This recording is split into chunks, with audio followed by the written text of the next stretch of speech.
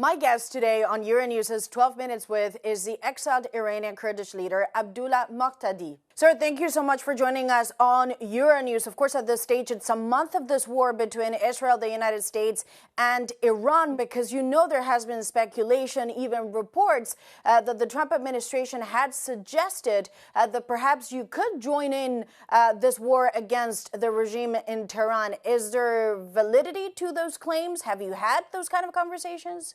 Well, it was not that serious. President Trump decided not to invite Kurds to take part in the campaign. We are still in defensive positions in Iraqi Kurdistan, and we have not crossed the border. We are under constant shelling by Iranian missiles and drones day and night for about a month now, but we are still in defensive positions. So to that extent, then you are confirming plans were debated, perhaps casually, but there was an idea before the war started that you could join forces with Israel and the U.S. Those conversations happened with the Trump administration directly. It was more an idea rather than a plan. There's a lot of uncertainty around this operation, what kind of plans the U.S. has in mind, the timeline to the ultimate goal. But I wonder if they were to ask you the same question now, would you say, yes, we will switch from defensive to now offensive? Because that call could come. It depends on the situation in Iran. We are Iranian Kurds. This is our homeland. This is our country. This is our land. This is our ancestors' land. So we have every right to return to our land. It depends how and when. It depends on the situation on the ground. If the Iranian regime is weakened enough, sufficiently enough, so that they can make no harm against the civilian people, against our forces, then yes, of course, we will be back on our land. What you're saying is you could join in, but there needs to be conditions on the ground in which the regime in Tehran is sufficiently degraded, and you don't think that's the case at this stage? The coalition of Iranian political parties, which we started almost a month ago before the war, is ready to cooperate with our people in Iranian Kurdistan. We can provide security. We can prevent chaos. We can prevent massacres by the Iranian security forces. And we are responsible political parties with massive support from among the Iranian Kurds and a very popular position among the Iranians altogether. So we will be ready to go back to our country. Do you still have faith in the U.S. administration that they can achieve those strategic goals that they laid out at the beginning, which was a sort of regime change away from the hardliners and to destroy the nuclear threat? If they weaken the regime enough, if they crush the security forces, the military-industrial base, not the civilian infrastructure, of course, we're not for that. But if they hit the Pastar and the Revolutionary Guards enough, then there maybe it can help the Iranian people to rise at some point. In fact, this war started 47 years ago by the Iranian regime. They stormed the American embassy in Tehran. They started terrorist activities all over the region in the Middle East. They massacred their own people. They destabilized the whole region. So they threatened Israel that they want to annihilate Israel. They wanted death to America. It's 47 years that they are shouting death to America. In fact, I'm not surprised that the war is happening because I expected it to happen even decades ago. To be very specific, the Israelis did say they wanted to create the conditions on the ground for that to happen.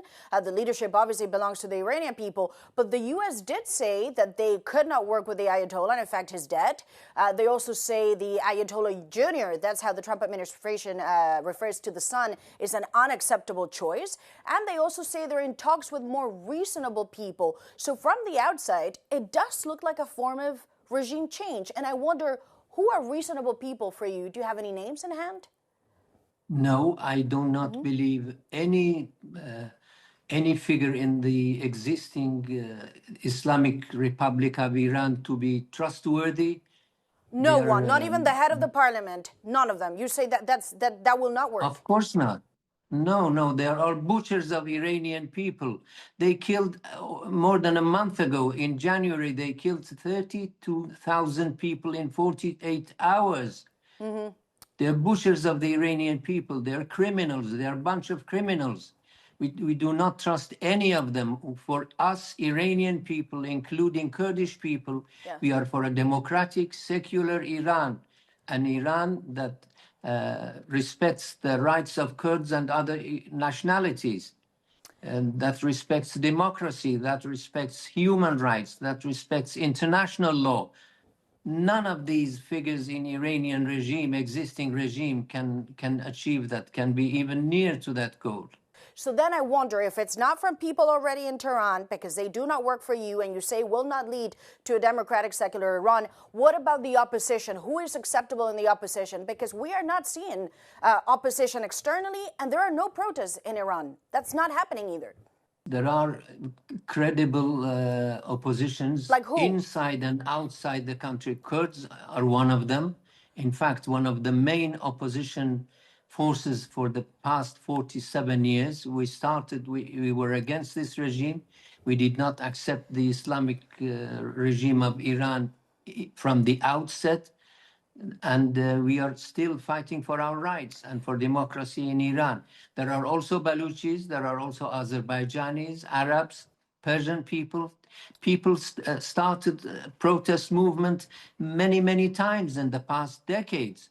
So the Iranian regime has lost all vestiges of credibility and legitimacy. What road do you see for the Europeans? Are you satisfied with the messaging coming out of Europe? In a way, they talk about de-escalating, going back to diplomacy, and at some point helping out to open the Strait of Hormuz, but not in the hot face of the war. Is that a message that you can abide to?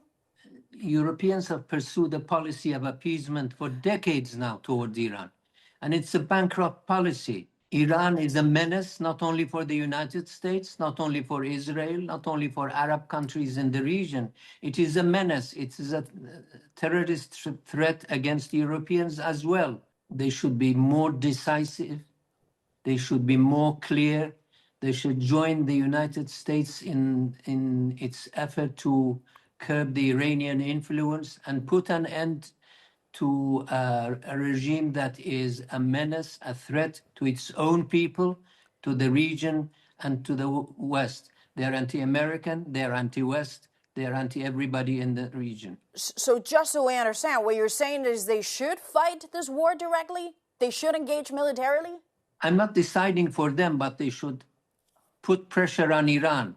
They shouldn't go for de-escalation with a regime that is a threat to everybody and to the international community.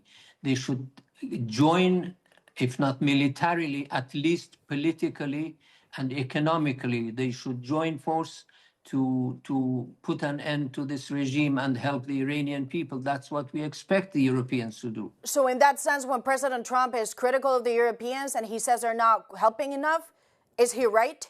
I'm speaking from the standpoint of the Iranian and the Kurdish people in Iran. We expect the Europeans to help the Iranian people, to help the Kurdish people, to help women, ethnic groups, religious minorities, everybody else. We are under pressure we have been under pressure and repression by the Iranian regime for decades now. Where are Europeans? Where are the human rights articles? They should have been more active, more pro-democracy in Iran, more pro-people and less decouple with Iran. They should put an end to the appeasement policy of appeasement. Yes. So when you look at countries like Spain, I'm just wondering, the Spanish Prime Minister, what does that evoke to you? Because he said this war is illegal. Europe cannot join because this war is illegal. Massacre is massacre legal? Is terrorism legal? The Iranian regime boasted a couple of years ago that they controlled 5 capitals in the region. And they have organized and financed and armed many proxies, terrorist groups in the whole Middle East. They are trying to annihilate Israel. They're trying to expel the United States and the West from the region. They're reshaping the region according to their adventurous illusions. So it's time for the Europeans to put an end to this policy of appeasement and take a more active pro-Iranian anti-regime policy. And let me ask you just as a final question, the other big regional power, of course, is Turkey. Have you had any communications with President Erdogan? Of course, there's also been multiple reports that he does not want to see this war escalate and that he also doesn't really see a role for you. Are you having any direct communications or, if not, back-channel dialogue with the Turkish? We've been trying to assure Turkey that we have no bad intentions against Turkey. We can be friends. Okay. We can be good neighbors, both in Iran and in Iranian Kurdistan with Turkey. So we are doing no harms to them. There is no reason for them to be concerned about our intentions and our policies in Iranian Kurdistan. Okay, well, on that note, thank you so much for joining us on Euronews. Good to see you, and thanks for your time. Thank you.